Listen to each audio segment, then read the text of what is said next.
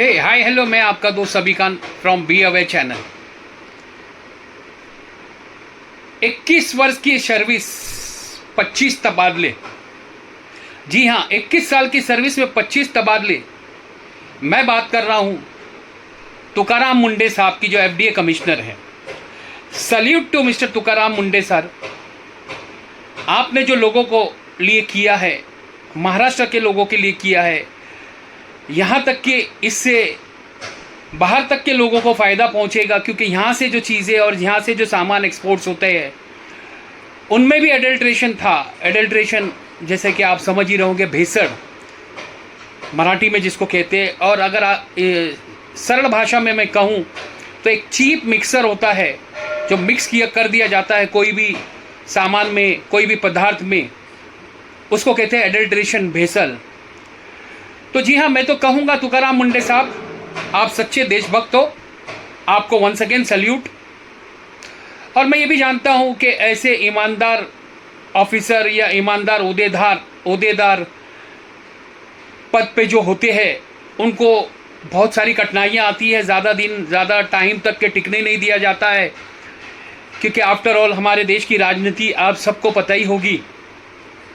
लेकिन मैं एक बात तो बताता चलूँ कि तुकाराम मुंडे साहब ने जो अवेयरनेस किया है, मैं समझता हूँ आने वाले दौर में, आने वाले टाइम में हर कोई, अगर ऐसा होता है कि तुकाराम मुंडे साहब को उनके पद पे न रहने दिया जाता है, तो हर किसी को ये बनना पड़ेगा, ये कहना पड़ेगा कि मी तुकाराम मुंडे।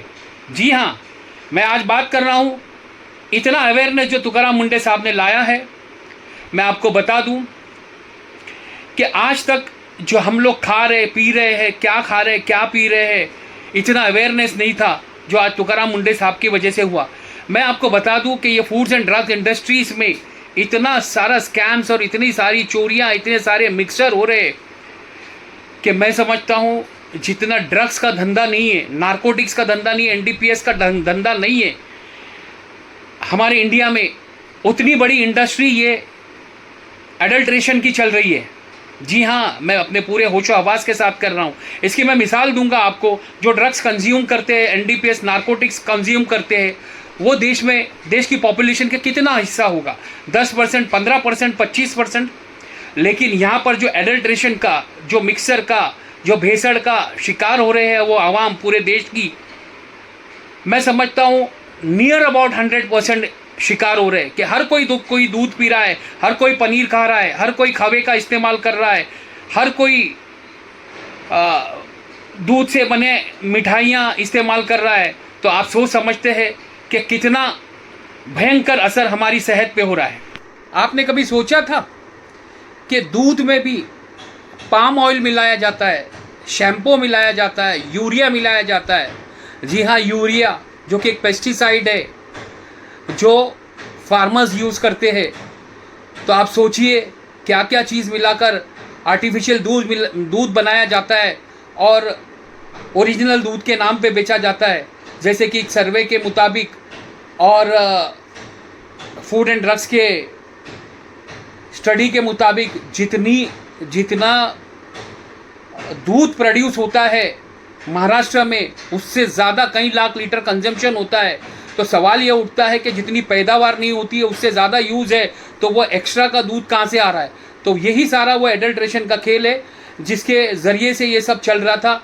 लाखों करोड़ों अरबों खरबों रुपए का ये गेम चल रहा है। और जैसे कि एनर्जी ड्रिंक्स उस पर लिख दिया जाता है कि नॉट रिकमेंडेड फॉर चिल्ड्रेन। ये खुद एफडीए ने कहा है। उस पर यह नहीं लिखा जाता है कि band, not recommended for children लिखा जाता है कि ये बच्चों के लिए बेहतर नहीं है। तो आप सोचिए कि क्या क्या चल रहा है इस घोरक धंधे में। इतनी बड़ी इंडस्ट्री है कि जाहिर सी बात है कि अब एक इंडस्ट्री का फैक्शन, एक ग्रुप तुकाराम मुंडे को चाहेगा कि वो इस पद पर नहीं रहे। उसी तरह इस महीने की 7 तारीख से एनालॉग पनीर हर होटलों में, रेस्टोरेंट्स में, ढाबों पर, हर जगह जहां खाना मिलता है वहां पर एनालॉग पनीर बैन कर दिया गया है। जी हाँ, मैं एनालॉग पनीर के बारे में आपको बता दूं, ये वो पनीर है जो दूध की फैट से बिल्कुल भी नहीं बनता है। ये आर्टिफिशियल पनीर होता है। आज तक हम लोग ये सोचते थे, ये सवाल उठते थे, किसी को अगर कैंसर हो गया, किसी को हार्ट आ गया, तो कैंसर किसी को हो गया तो ये कोई कहता था अरे ये तो सिगरेट नहीं पीता है, ये तो पान नहीं खाता है, ये तो चाय नहीं पीता है। किसी को हार्ट आ गया तो ये कहते हैं तो चाय नहीं पीता है। तो आज ये समझ में आया कि ये सब हमारे खाने पीने के सेवन के तरीके और जो हम खा रहे पी रहे हैं, जो एडल्ट्रेशन है, ये उसी की वजह से सब इतनी भयंकर बीमारी हो रही है।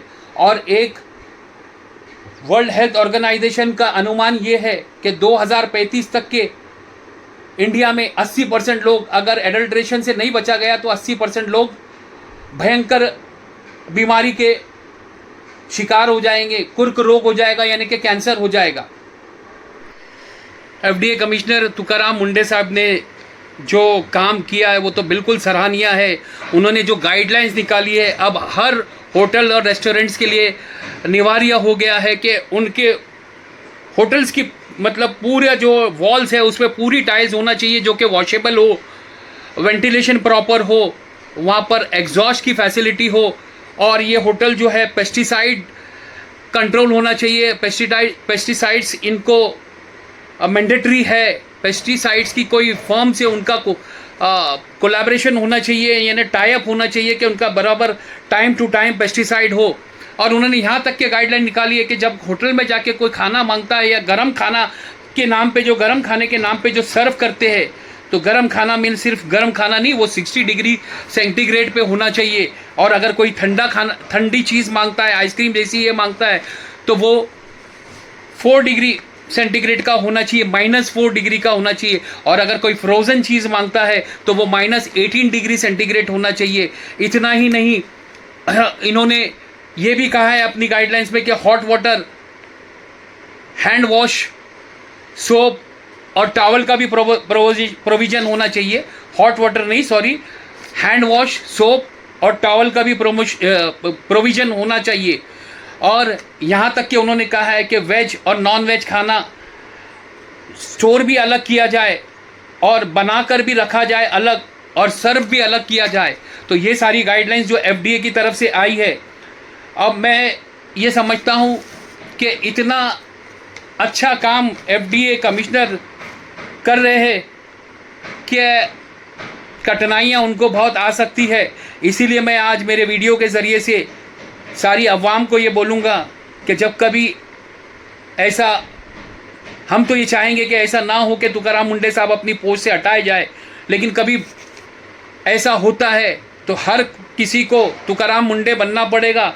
हर किसी को एडल्ट्रेशन के बारे में खबर देनी होगी। जहाँ पर भी ये गोरख धंधा चल रहा है उसके बारे में खबर देनी होगी। और मेरे वीडियो के आखिरी में मैं जाते जाते बस इतनी ही बात कहूँगा कि एक बहुत अच्छा अवेयरनेस, जो पब्लिक इस पे ध्यान नहीं दे रही थी, हिम्मत नहीं कर पा रही थी, वो चीज़ तुकाराम मुंडे साहब ने हमारे बीच में लाकर रख दी है। बस अब हमारा काम है कि हम भी इसमें अपना हिस्सा ले और ये चीज़ों को जहाँ तक हो सके एक्सपोज कर सके। और एक बात मैं बहुत इंपॉर्टेंट बताना भूल गया हूँ कि FDA के डायरेक्शंस के हिसाब से होटल्स में साफ़ सुथरा सुरक्षित पानी आपको होटल के ज़रिए से मुहैया कराना होगा। क्योंकि हमने कई जगह देखा है कि जाते हैं होटल में और बैठते ही साथ में आपके सामने बिस्लरी या और किसी कंपनी का पैक्ड वाटर रख दिया जाता है, जो कि अपने बिल में अमाउंट बढ़ा देता है। लेकिन FDA की डायरेक्शन ये है कि अगर कोई ग्राहक मांगता है साफ़ सुथरा और सुरक्षित पानी, तो होटल वालों को मुहैया कराना होगा। बस जाते जाते बस इतनी बात कहूँगा मेरे वीडियो के आखिर में कि हर किसी को एक विजिलेंट नागरिक बनना होगा। और जहाँ पर हम लोग ये चीज़ें उजागर कर सकते हैं, ये हमको भी सरकार की निगरानी में लाना होगा। और भी बहुत सारी फ्रूट इंडस्ट्रीज़ है जिसमें भी बहुत बड़ा स्कैम्स चल रहा है। बहुत सारे स्कैम्स तो हमें भी मालूम है। आने वाले दिनों में शायद इस पर और भी कुछ आगे वीडियो आएंगे। आज के लिए बस इतना ही। जय हिंद, जय महाराष्ट्र।